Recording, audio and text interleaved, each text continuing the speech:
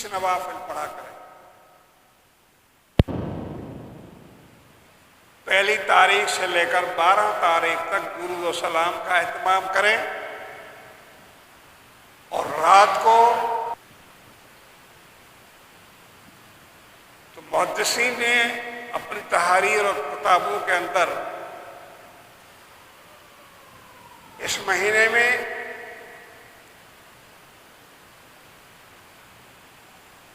21 بھی لکھا ہے، 20 بھی لکھا ہے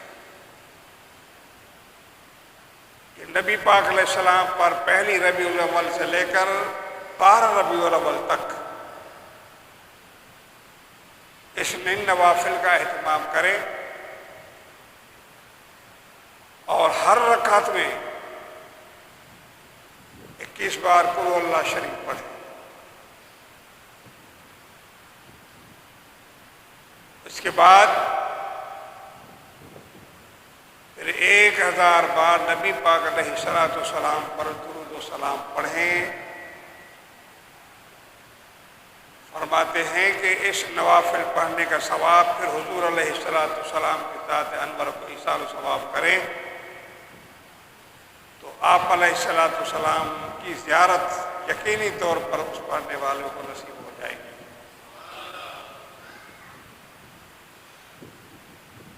اگر پہلی سے 12 تک اہتمام نہیں ہو سکتا تو پہلی تاریخ اور 12 تاریخ ان 2 راتوں میں ان نوافل پڑھنے کا اہتمام کریں تو اللہ تبارک و تعالیٰ اس کے حبیب کریم علیہ السلام کی خوشنودی اور رضا نصیب ہو جائے۔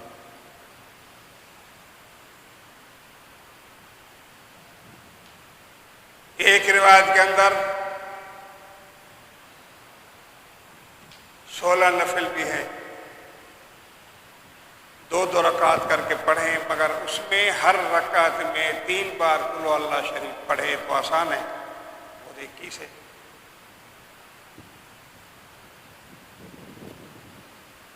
اور پھر 100 بار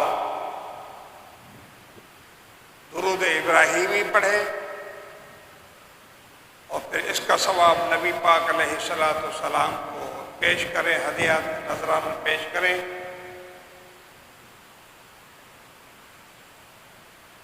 تو اس نفل پڑھنے سے بھی نبی پاک علیہ السلام کا دیدار ہو جاتا ہے۔ مسلمانوں یاد رکھو کہ نبی پاک علیہ السلام کی زیارت اور دیدار برحق ہے، اور حضور نے فرمایا من رآنی فی المنام فقد رأى الحق، جس نے مجھے نیند میں دیکھا اس نے حق دیکھا، صحیح دیکھا۔ اور ایک روایت میں ہے کہ من رآنی فی المنام فقد رأى فی الیقظہ، جس نے مجھے نیند میں دیکھا اس نے گویا بیداری میں دیکھا۔ علماء نے ایک ترجمہ یہ کیا ہے کہ وہ پھر مجھے بیداری میں دیکھے گا۔ یہ برحق بات ہے اور یہ حقیقت ہے، اس لیے ہم اہل سنت و جماعت کا عقیدہ ہے کہ شیطان حضور کی صورت نہیں بنا سکتا۔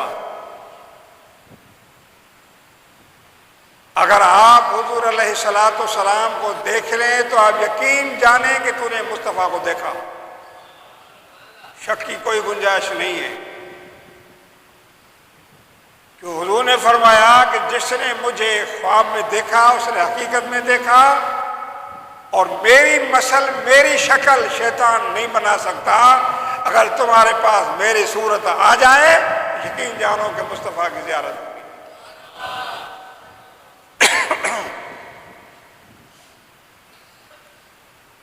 حکم اہل سنت و جماعت کا عقیدہ ہے کہ مصطفیٰ بے مثل ہے، کوئی مثل حضور کا نہیں ہے۔ حضور جیسا ماں پیدا ہی نہیں کر سکتی،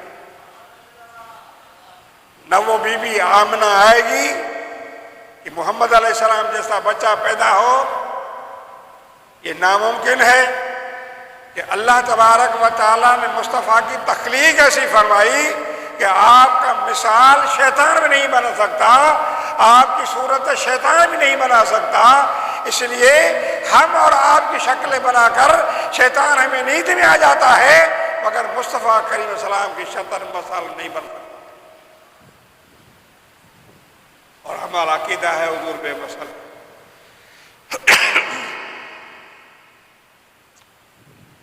صحابہ کا بھی عقیدہ ہے، صرف ہمارا نہیں۔ ہم نے کئی بار بیچ سنایا آپ کو اکابری جائزے میں کہ اہل سنت جماعت کا عقیدہ صحابہ کا عقیدہ ایک ہے۔ یہ بیچ میں ٹوک قصور کو بیچ میں آ گئے، ملا مولوی پتہ نہیں کہاں سے پیدا ہو گئے، مگر حقیقت یہ ہے کہ اہل سنت جماعت کا عقیدہ نظریہ صحابہ سے ملتا ہے۔ تو اس معاملے میں آپ کو ایک حضرت حسان کا عقیدہ بتا دیتا ہوں۔ حضور کی محفل میں محفل لگائی حضور نے، فرمایا حسان مجھے نعت سناؤ۔ حضور نے فرمایا مجھے نعت سناؤ۔ حضرت حسان کو بلایا، حضور کے سامنے ایک شعر پڑھا۔ نعت تو بہت بڑی ہے مگر میں مطلب کی بات بتا رہا ہوں آپ کو۔ فرمایا خلقت مبرأ من کل عیب۔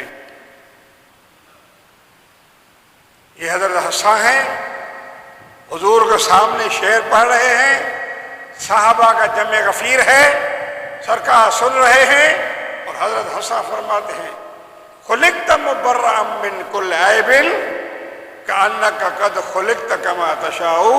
یا رسول اللہ، اللہ نے آپ کو ہر عیب سے پاک پیدا کیا ہے۔ ہمارے سنت کا یہ عقیدہ ہے، حضور بے عیب ہے، اللہ نے بنایا نا۔ اگر کسی کا گھر جلتا ہے تو جلنے دو، مگر ہم تو حضور علیہ السلام جیسا کسی کو نہیں سمجھتے، اور پھر حضور علیہ السلام کو رب کریم نے بے عیب پیدا کیا۔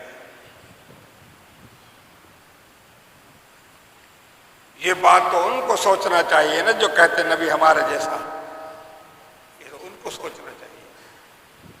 تم روزانہ کتنے عیب اٹھائے پھر رہے ہو، ایک ایک منٹ کے اندر کتنے گناہ کر کے بیٹھ جاتے ہو، عیب کر کے بیٹھ جاتے ہو، مگر اللہ تعالیٰ نے مصطفیٰ کو بے عیب بنایا۔ اللہ کے نبی میں کوئی عیب نہیں ہے، اور فرمایا کأنک قد خلقت کما تشاء۔ یا رسول اللہ، اللہ نے آپ کو ایسا بنایا اور ایسا پیدا کیا جیسا آپ چاہتے تھے۔ حضور جیسے آپ کی مرضی تھی اللہ نے آپ کو بنایا۔ اتنی بڑی پیاری بات کہی حضور کے سامنے، مگر حضور نے کوئی اعتراض نہیں کیا۔ انہیں اعتراض کرتے، یا اس وقت صحابہ میں وہاں بھی کوئی ہوتا تو کر دیتا۔ کیا کہہ رہا حسن؟ نبی کو بے عیب کہتا ہے، نہ بے عیب تو اللہ کی ذات ہے۔ حضور ہی فرما دیتے ہیں کہ حسن کیا کہتا ہے، بے عیب تو میرا رب ہے، مجھے کیسے تو بے عیب کہہ رہا ہے؟ مگر مصطفیٰ کریم صلی اللہ علیہ وسلم خاموش سن رہے ہیں، خوشی سے سن رہے ہیں، صحابہ بھی بیٹھے ہوئے ہیں، اور فرمایا آگے کیا فرماتے ہیں؟ وَأَحْسَنَ مِنْكَ لَمْ تَرَ قَطَّ عَيْنٍ۔ حضور آپ سے خوبصورت، آپ سے حسین و جمیل میری آنکھوں نے نہیں دیکھا۔ وَأَحْسَنَ مِنْكَ لَمْ تَرَ قَطَّ عَيْنِي وَأَجْمَلَ مِنْكَ لَمْ تَلِدِ النِّسَاءُ۔ یا رسول اللہ، آپ جیسا خوبصورت آپ بچہ ماں پیدا ہی نہیں کر سکتے۔ کتنی بڑی بات کہہ دی۔ ہمارا عبداللہ عقیدہ یہی ہے جو حضرت حسان کا ہے۔ اہل سنت کا عقیدہ یہی ہے کہ مصطفیٰ بے عیب ہیں، حضور جیسا کوئی ہے ہی نہیں۔ سب سے بڑی بات یہ ہے کہ اللہ تبارک و تعالیٰ نے قرآن کریم کو نازل فرمایا۔ جب قرآن مصطفیٰ پڑھا کرتے تھے تو کفار کیا کہتے تھے؟ یہ تو بنا بنا کر ہمیں سنا رہا ہے۔ کافر کہتے تھے، منافق کہتے تھے، جو حضور کو ہمسل کہتے تھے، ہم مسل کہتے تھے، اپنے جیسا کہتے تھے، کھاتا پیتا ہے، گھومتا ہے، کاروبار کرتا ہے، بچے پیدا کیے ہیں، لہذا ہمارا جیسا ہے۔ اور یہ جو بنا بنا کر قرآن ہمیں سنا رہا ہے، اللہ کا کلام کہہ رہے ہیں، خود ہی بنا کر شعر و شاعری کر کے سنا رہا۔ تو دوستو، میرے مصطفیٰ نے کچھ نہیں فرمایا مگر اللہ کو غیرت آ گئی کہ فرمایا جیسا قرآن سنا کے دکھاؤ۔ اللہ نے ان کو جواب فرمایا فَأْتُوا بِسُورَةٍ مِّن مِّثْلِهِ وَادْعُوا شُهَدَاءَكُم مِّن دُونِ اللَّهِ۔ کیا پیارا جواب اللہ نے دے دیا۔ منافقو، کافرو، میرے محبوب سے کہہ رہے ہو کہ بنا بنا کر دکھاؤ، سکھا رہا ہے ہمیں۔ اگر تم سچے ہو تو لاؤ اپنے گروؤں کو، اپنے مولویوں کو، پادریوں کو لاؤ، اللہ کے سوا اپنے سارے ہمدردوں کو لاؤ۔ فاتو بھی صورت مثلہ، ان جیسی کو ایک صورت بنا کے ہمیں دکھاؤ جو میرے مصطفیٰ تمہیں سنا رہے ہیں۔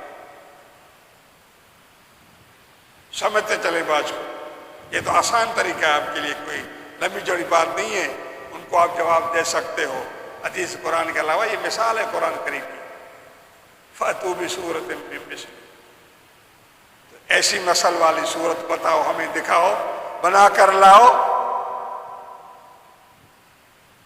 وَادْعُوا شُهَدَاءَكُم مِّن دُونِ اللَّهِ، اللہ کے سوا کیوں کو بلاؤ، اپنے گواہوں کو، اپنے حمایتوں کو بلاؤ، ان کنتم صادقین، اگر تم سچے ہو تو بتاؤ۔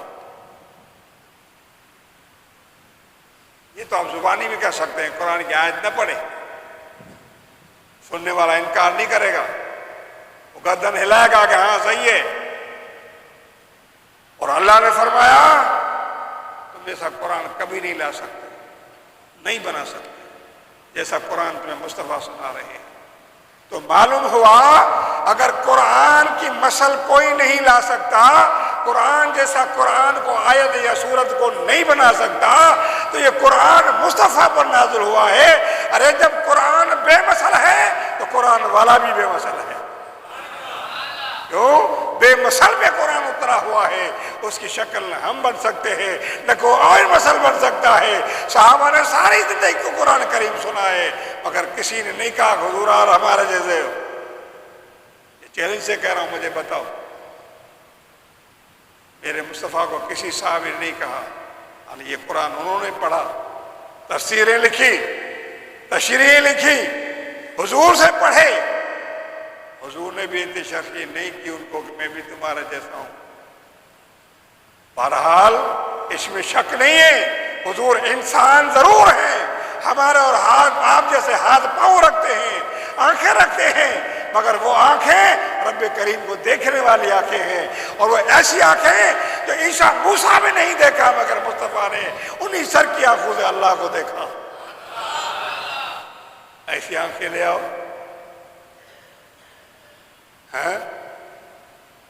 ایسے ہاتھ لے آؤ، ایسی انگلیاں لے آؤ اپنے مسل کرنے والوں۔ مصطفیٰ اشارہ کرتے چاند تو ٹکڑا ہو جاتا، اشارہ کرتے درخت آ جاتے، اشارے سے سارے کام کر دیتے تھے، پیغام بھی دیتے تھے، بلاؤ کو کہہ دو میرے نام پر آ جائے گا۔ مطلب کہنے کا یہ مثال دے رہا ہوں کہ اللہ نے خود ہمیں یہ بتایا کہ اگر جو مصطفیٰ کریم تمہیں سنا رہے ہیں تم اسے کہتے ہو خود بنا کے لا رہا ہے، اگر ایسی بات ہے تو تم بھی بنا کے دکھاؤ۔ اللہ نے کو لاجواب کر دیا۔ تو دوستو، ہمارے سنت و جماعت کا عقیدہ ہے کہ مصطفیٰ بے مثل ہے، بے عیب ہے، پر حضور نے یہاں خاموشی نہیں اختیار کی، حضور خوش ہوئے اور حضور علیہ السلام نے حضرت حسن کے دعا فرمائی اور فرمایا اللہم اید الحسن، اے اللہ ان کی مدد فرما، بروح القدس، روح قدس کے زیر حسن کی مدد فرما۔ حضور کی دعا ہے۔ میرے دوستو، عرض کر رہا تھا حضور کا دیکھنا برحق ہے، اور جس نے حضور کو دیکھا اس نے یقیناً مصطفیٰ کو دیکھا، اور جو مصطفیٰ کو دیکھتا ہے وہ یقیناً جنتی ہے۔ یہ تو خوش قسمتی ہے جنہیں مصطفیٰ کریم نظر آ جائیں۔ ایسے بھی خوش قسمت تھے جو روزانہ مصطفیٰ کا دیدار کرنے والے، ہم اور آپ جیسے بیٹھے ہیں، ایسے امام سیوطی رحمۃ اللہ جیسے شہنشاہ اور یہ علماء مصطفیٰ کریم کو ایسے دیکھتے تھے جیسے ہم اور آپ ہیں، اور ایک بار نہیں، 2 بار، 10 بار نہیں، 70 بار۔ بتاؤ، اندازہ کریں کہ یہ علماء کتنے مقام پر پہنچے ہوئے ہوں گے، کتنے شان و شوکت والے ہوں گے۔ ان کو تو ملائکہ بھی سلام کرتے ہوں گے کہ جو مصطفیٰ کریم کو بالمشابہ زیارت کرے اور حضور علیہ السلام سے گفتگو کرے، آنکھیں بند کر کے حضور علیہ السلام سے سوال جواب کر کے کرتے تھے۔ میرے دوستو، ایسے لوگ بھی تھے کہ نبی پاک علیہ السلام کو ہم دیکھ کر دو بدو حضور سے بات کرتے، زیارت کر لیا کرتے تھے۔ بہرحال یہ مہینہ ربیع الاول کا، اس میں سب سے پہلی تاریخی بات تو یہ ہے کہ مصطفیٰ کی ولادت ہوئی۔ ایک تاریخ لیول پر جائزہ لے لیں، اور نبی پاک علیہ السلام کی ولادت عام الفیل 12 تاریخ پیر کو ہوئی، اور سارے علماء اہل سنت اور عوام اہل سنت 12 مناتے ہیں، سب کو پتہ ہے 12 ربیع الاول کو مناتے ہیں۔ ویسے تو میلاد روز ہوتے رہتے ہیں، ہر گھر میں نعت مصطفیٰ ہوتی رہتی ہے، پروگرام ہوتے رہتے ہیں، مگر دوستو جب یہ مہینہ آتا ہے تو مسلمان خصوصی انتظام کرتے ہیں،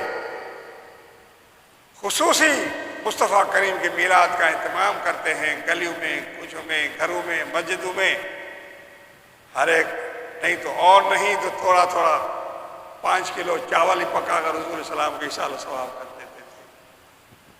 تو میرے مصطفیٰ کریم علیہ السلام کی ولادت بھی اسی مہینے میں ہے، تو میرے مصطفیٰ کا وصال بھی اسی مہینے میں، تاریخ سیم یہی ہے۔ اور یہ 12 تاریخ، اس میں لوگوں نے اعتراض کیا، جو اعتراض یعنی وہ بیکار ہے۔ یہ اعتراض تاریخوں کو نیچے اوپر کرنا، کبھی کہتے ہیں 10 کو ہوا، تو کبھی کہتے ہیں رجب میں ہوا، کبھی کہتے ہیں رمضان ہوا، کبھی کہتے ہیں کب ہوا، اس طرح سے لوگوں کے، مسلمانوں کے اندر خدش ڈال دیتے۔ مگر علماء اور محدثین نے، امام جوزی رحمت اللہ تعالیٰ علیہ مصطفیٰ کریم صلی اللہ علیہ وسلم کے نام سیرت لکھی، اور میلاد مصطفیٰ صلی اللہ علیہ وسلم پر کتاب لکھی۔ دوستو یہ 570 ہجری کے بزرگ ہیں، امام بن جوزی، آج کا نہیں، 570۔ انہوں نے بھی یہ لکھا ہے الوفا باحوال المصطفیٰ کے اندر، پہلے جلد میں۔ ان کے علاوہ علامہ ابن حجر حیتمی فتح و حدیثی کے اندر اور اپنی کتاب لکھی ہے نعمت الکبریٰ علی العالم، نعمت الکبریٰ علی العالم۔ اس بزرگ نے رحمت اللہ تعالیٰ علیہ نے کتاب لکھی حضور علیہ السلام کی شان میں، میلاد مصطفیٰ کے بارے میں۔ انہوں نے بھی یہ تاریخ 12 رکھی۔ مدارس شریف کے اندر علامہ عبدالحق محدث دہلوی رحمۃ اللہ علیہ نے 12 تاریخ بتائی۔ معارج شریف اللہ حسن کاشفی علیہ الرحمٰن نے وہی 12 تاریخ بتائی۔ اشرف علی تھانوی محدث دہلوی اپنا دیوبندیوں کے محدث ہیں، اشرف علی تھانوی، اس نے بھی اپنی کتاب کے اندر نشر طیب فی ذکر نبی کے ساتھ یہاں 13 صفحے پر 12ویں تاریخ کا ذکر کیا ہے کہ نبی پاک اسلام کے ولادت کا 12ویں کا بھی ذکر ہے۔ اس نے مختلف تاریخ بیان کی، دیوبندی ہے، ساری بیان تاریخ کی ہے، آخر چلتے چلتے 12 تاریخ کا بھی ذکر فرمایا کہ 12 تاریخ کو بھی لوگ کہتے ہیں، ذکر کیا۔ بہرحال میرے دوستو، عالم اسلام کے اندر یہ بات مشہور معروف، بڑی بات بتاؤں کہ محمد بن عبداللہ نجدی، عبد الوہاب نجدی، یہ دیوبندیوں کے بڑے پیش امام ہیں۔ اس کے لیے مصطفیٰ کریم علیہ السلام نے 1400 سال پہلے پیشن گوئی دی تھی، اور نجد کے لیے آپ نے دعا نہیں فرمائی، وہ یہی نجد ہے۔ یہ 1242 میں میرے خیال میں اس میں پیدا ہوا ہے، 13ویں صدی کا ہے۔ تو پہلے یہ تھے بھی نہیں، نہ بریلوی بھی تھا نہ دیوبندی تھا، پہلے کوئی نہیں تھا، سب سنی تھے۔ جب یہ عبد الوہاب نجدی پیدا ہوا، اس نے پھر یہ مسئلے پیدا کر دیے۔ اس کے بعد پھر مولانا اسماعیل دہلوی، جس کو قتل کر دیا گیا، پھر وہ پیدا ہوا، جن کا مقابلہ امام اہل سنت احمد رضا خان بریلوی رحمۃ اللہ علیہ تدین فرمائی۔ پچھلے جمعے کو، ان سے پچھلے جمعے کو میں نے بات کہی تھی آپ سے۔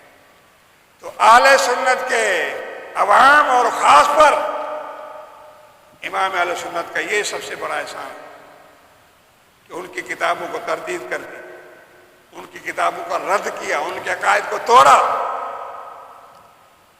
اور کچھ عقائد میں نے پھر بیان بھی کیے تھے، ان کے اتنے گندے عقائد تھے۔ بہرحال میرے دوستو، یہ عبد الوہاب نجدی بھی نے لکھا ہے اپنی کتاب سیرت کے اندر کہ مصطفیٰ کریم علیہ السلام کی ولادت 12 تاریخ کو ہے۔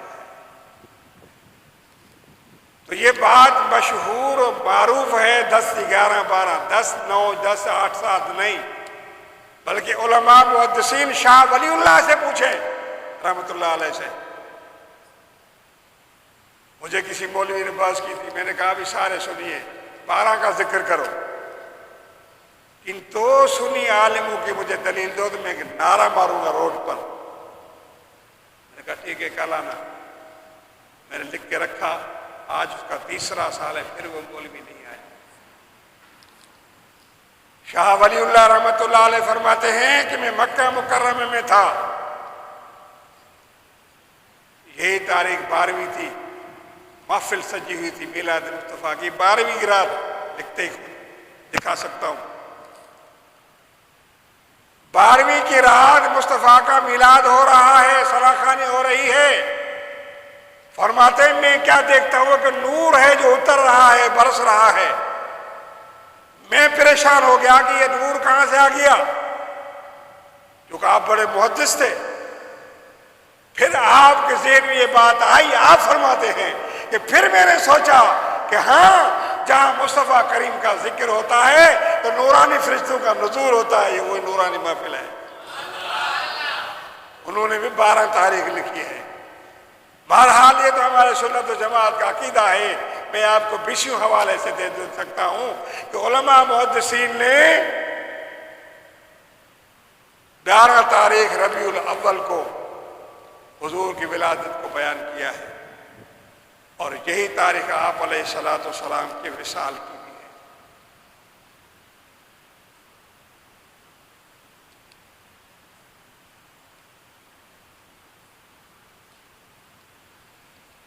تو دوستو، بات یہ ہے کہ نبی پاک علیہ السلام کی ولادت باسعادت اس مبارک مہینے میں آئی ہوئی ہے، اور ہر عام و خاص کو پتہ ہے۔ تو میں عرض کر رہا تھا کہ اس مہینے میں زیادہ تر درود و سلام پڑھیں، اور درود و سلام حضور سلام کے ورد کر دیں، حضور کی خدمت میں بھیج دیں۔ اور نوافل کا میں نے آپ کو عرض کیا، اگر یہ نوافل پڑھے جائیں تو یقیناً مصطفیٰ کریم علیہ السلام کی زیارت کی جائے۔ اب حضور کی زیارت ہو جائے تو کیا چاہیے؟ وہ شخص جس کے حضور علیہ السلام کی زیارت ہو جائے وہ جہنم میں نہیں جا سکتا، وہ جہنم میں نہیں جا سکتا جو نبی پاک علیہ السلام کو زیارت کرتا ہے۔ اور میں نے آپ کو عقیدہ صحابہ کرام سے ملا کر دکھایا۔ صحابہ کرام رضوان اللہ علیہ مجمعین نے مصطفیٰ کو بے مثل بے عیب کہا، اور حضور علیہ السلام کی مثل شیطان نہیں بن سکتا، نہ حضور کسی شکل بنا کر کسی کے پاس خواب میں آ جائیں۔ میرے مصطفیٰ نے فرمایا جس نے مجھے خواب میں دیکھا اسے مجھے حقیقت میں دیکھا۔ تو حضرات گرامی، اللہ تبارک و تعالیٰ نے مصطفیٰ کریم کا مقام ایسا بلند فرمایا ہے کہ عام اور خاص حضور سے عقیدت رکھتے ہیں، مگر جب یہ مہینہ آتا ہے تو خصوصی طور پر نبی پاک علیہ السلام کا میلاد مناتے ہیں، خوشیاں مناتے ہیں، جو قرآن حدیث کے اندر یہ بات واضح ہے کہ اللہ کی نعمت کے آنے پر اللہ کی خوشیاں کرو، ان کا شکر بجا لاؤ۔ تو دوستو عزیزو، ہم مسلمان نبی پاک علیہ الصلوۃ والسلام سے عقیدہ رکھتے ہیں، خصوصاً اور خصوصی طور پر ہم اس مہینے کے اندر مصطفیٰ کریم صلی اللہ علیہ وسلم کا میلاد مناتے ہیں اور خوشیاں مناتے ہیں، لہذا ہر عام اور خاص مصطفیٰ سے عقیدہ رکھتا ہے۔ تو مہینے اللہ تبارک و تعالیٰ نے پیدا فرمایا، ان عدت الشہور عند اللہ 12 شہرا، یہ اللہ تعالیٰ کے مہینے ہیں جنہیں اللہ نے بنایا ہے، اور اللہ تبارک و تعالیٰ نے اپنی حکمت کی بنا پر جس مہینے کو شرف دیا ہے۔ تو میرے دوستو، یہ مبارک مہینہ جب آتا ہے مسلمان اپنی خوشی کا اظہار کرتے ہیں۔ ایک سوال ہے، جو شخص فجر کی نماز بار بار ترک کرتا ہے اور وہ جماعت بھی کراتا ہے، کیا اس کے پیچھے نماز ہو سکتی ہے کہ نہیں؟ کہ ایسا امام جو نماز ترک کر دیتا ہے اور نماز فجر کو ترک کرتا ہے، گناہ ہے، منافق کی علامت ہے، مگر وہ اگر ترک کرتا ہے تو جماعت کو ترک کرتا ہے، اگر وہ فرض ادا کر دیتا ہے تو اس کے لیے کوئی کباہت نہیں، ان کے پیچھے آپ نماز پڑھ سکتے ہیں۔ تو بہرحال اس طرح سے نماز کو پہلے تو ترک نہیں کرنا چاہیے، ترک کرنا گناہ ہے، کہ عشاء اور فجر امام کے لیے سخت ترین ہے، بلکہ ہر عام خاص کے لیے، صرف امام کے لیے نہیں بلکہ ہر عام آدمی نمازی ہے، اس کے لیے بھی گناہ ہے کہ ترک نہ کریں، کیونکہ منافق پر عشاء اور فجر کی نماز بھاری ہوتی ہے، اس لیے مصطفیٰ کریم علیہ السلام سے منافق قرار دیا ہے۔ لہذا ترک کرنا تو گناہ ہے، باقی اگر ترک کرتا ہے، اگر جماعت چھوڑ دیتا ہے، اگر نماز پڑھتا ہے، قضا کرتا ہے، تو کوئی کباہت نہیں ہے، کوئی گناہ نہیں ہے، ترک کیونکہ جماعت ترک ہوگی، کوئی گناہ نہیں ہے۔ بہرحال اللہ سے دعا ہے اللہ ہمیں آپ کو سب کو حبیب کریم علیہ السلام سے محبت اور عقیدت عطا فرمائے، اور جس طرح ہم ہر سال مصطفیٰ کی میلاد منانے کے لیے جشن مناتے ہیں، خوشیاں مناتے ہیں، اللہ تعالیٰ اس سال میں ہمیں توفیق عطا فرمائے۔ ہم مسلمانوں کو چاہیے کہ اس وقت اس چیز کی ضرورت ہے کہ ہم دنیا کو دکھائیں کہ مصطفیٰ کے چاہنے والے کتنے ہیں۔ اس لیے کہیں دیکھو قرآن کریم کو جلایا جا رہا ہے، کہیں دیکھو حضور کے خاکے بنائے جا رہے ہیں، یہ سب منافقانہ انداز اور کافرانہ انداز ہے، لہذا ہم اس سے لڑ نہیں سکتے۔ اگر اللہ کی قسم اگر حکومت ہمیں پاسپورٹ دے دے تو ہم دیکھو کس طرح جا کر ان کو قتل و غارت کرنا دیتے ہیں، ان کی حکومتوں میں گڑبڑ کے یار رکھت کر دیتے ہیں، مگر کیا عوام مجبور ہے؟ تو لہذا یہ کر سکتے ہیں کہ مصطفیٰ کریم کا میلاد کریں، حضور کی خوشیاں منائیں، حضور کی عظمت کو بیان کرتے رہیں، حضور کی شان و شوکت کو بیان کرتے رہیں، تاکہ وہ بھی دیکھیں کہ مسلمان کا کتنا جذبہ ہے، وہ بھی اندازہ کر سکتے ہیں۔ اگر مسلمان یا مسلمانوں کے ملک میں اگر وہ کافر و یہود و نصارہ ایسی حرکتیں کریں تو ان کو پتہ چل جائے کہ مسلمانوں کا جذبہ کیا ہے، ان کو تو قتل کرنا حلال سمجھتے ہیں۔ اگر ہم مر گئے ہماری شہادت، ہماری موت بڑی برکت والی ہے۔ بہرحال دوستو، اللہ سے دعا ہے اللہ تبارک و تعالی ہمیں آپ کو سب کو مصطفیٰ کریم علیہ السلام سے محبت رکھے عطا فرمائے۔ وما علینا الا